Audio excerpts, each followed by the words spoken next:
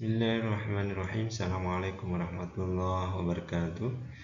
نلتقي في هذه الحصة مصادر أو خصائص الحكم الإسلامية. Ada sumber dan karakteristik ataupun sumber hukum dalam Islam. Hukum Islam ini merupakan hasil dari memahami fikih, memahami al-faqih para fuqaha, memahami asy-syariah. Jadi hasil daya upaya para fuqaha, yakni para ahli fikih, dalam menerapkan, dalam memahami syariat Islam sesuai dengan keutamaan. Jadi hukum Islam adalah hukum yang terus hidup sesuai dinamika masyarakat. Mampu bergerak, dia sifatnya dinamis, yang bisa berkembang terus-menerus karena ini merupakan wilayah fikih yang bisa berkembang dan tidak statis. Ada 3 sumber hukum Islam, di mana pada kali ini kita akan membahas yang Al-Quran dan Al-Hadis atau As-Sunnah, sementara yang ijtihad itu akan dibahas di pertemuan selanjutnya.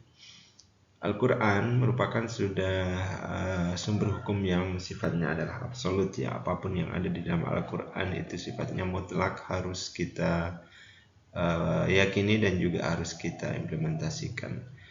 Jadi karena Al-Quran merupakan kalamullah yang diturunkan langsung kepada Nabi Muhammad, dan di dalam Al-Quran juga ada dalam menyampaikan hukum, kemudian berupa perintah, larangan, ada pernyataan, ada kemudian dengan melalui kisah-kisah, kabar, ataupun hal-hal yang lain. Jadi Al-Quran ini merupakan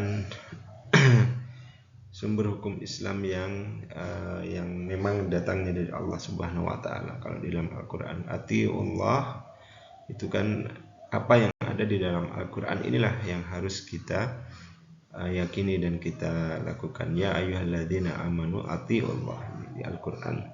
Sementara yang kedua yaitu As-Sunnah di ayat selanjutnya, yaitu atiullah wa atiur rasul. Nah, ini yang rasul ini merupakan apa yang datang dari rasul yang berupa As-Sunnah atau Al-Hadis, ya. Maka kalau As-Sunnah atau hadis ini ada 3 karakteristik yang dapat kita ambil dari Rasul, yaitu berupa qauliyah, berupa fi'liyah, dan berupa takririyah. Qauliyah yaitu merupakan perkataan apa yang disampaikan oleh Rasul yang kemudian langsung didengarkan oleh para sahabat, kemudian diriwayatkan oleh generasi berikutnya. Sedangkan fi'liyah itu berupa perbuatan, ya. Perbuatan Rasulullah SAW yang diperhatikan oleh para sahabat lalu diriwayatkan. Adapun perbuatan ini ada 3, ya. Perbuatan tingkah laku Nabi, bisa sebagai manusia biasa, misalnya bagaimana cara beliau berjalan, duduk, tidur, makan, dan sebagainya.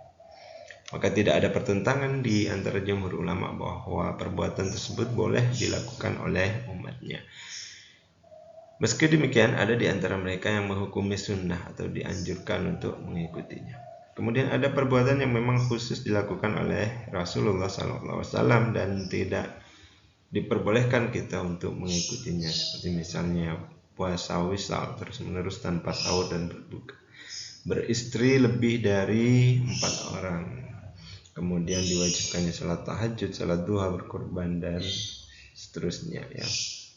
Dan yang ketiga, perbuatan Rasulullah SAW yang dimaksudkan untuk penetapan syariat, ya. Maka hal yang seperti ini adalah harus diikuti dan dijadikan contoh. Sebagaimana misalnya salatnya, sallu kama ra'aitumuni usalli, jadi perbuatan yang memang khusus untuk berupa hukum atau sesuatu yang memang diajarkan oleh Nabi Muhammad SAW secara langsung. Adapun yang ketiga itu adalah takririyah, yaitu diamnya Rasulullah SAW terhadap perkataan atau perbuatan sahabat yang terjadi di depannya atau diketahui olehnya, baik dengan cara menyetujui, terlihat bergembira, menganggap baik, atau mendiamkan yang berupa adalah melarangnya. Bagaimana fungsi daripada sunnah bagi Al-Quran? Tentunya sunnah ini merupakan sesuatu yang wajib juga kita jalankan, kita lakukan, dan dia posisinya itu sejajar dengan Al-Quran sebagaimana di ayat tadi yang saya sampaikan, ya ayyuhalladzina amanu atiullah wa atiur rasul. Jadi posisinya sebenarnya adalah sejajar. Fungsi sunnah itu adalah sebagai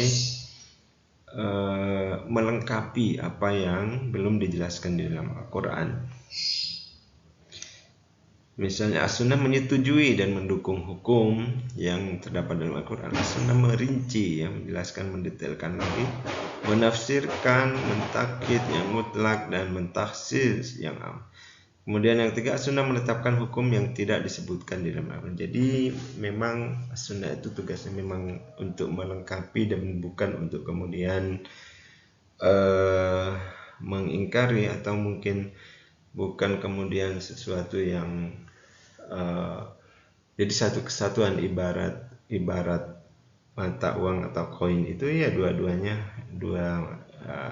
harus diikuti dua-duanya. Namun kemudian memang perkembangan daripada as-sunnah ini terkadang ada hadis-hadis yang palsu, ya, hadis-hadis yang dhaif, yang kemudian karena perkembangan dari hadis itu sendiri yang terkadang ada subjektivitas atau ada kepentingan atau ada hal-hal seperti misalnya politik dan lain-lain yang masuk ke dalam al-hadis, sehingga kemudian ada hadis maudhu atau ada hadis dhaif atau bahkan hadis palsu yang harus kita jauhi tentunya di dalam memahami ataupun pelaksanaannya. Hal ini di beberapa ayat yang di dalam Al-Quran juga memerintahkan agar kita dianjurkan untuk mengikuti, ya. Wa ma atakumullah fakhudhuhu wa ma atakumur rasul fakhudhuhu wa ma nahakum anhu fantahu. Jadi apa yang datang dari Rasul, ma atakumullah fakhudhuhu, ya, maka ambillah, wa manahakum anhu, apa yang dilarang oleh Rasulullah sallallahu alaihi wasallam, wa manahakum anhu fantahu, maka jangan dilakukan juga, ya.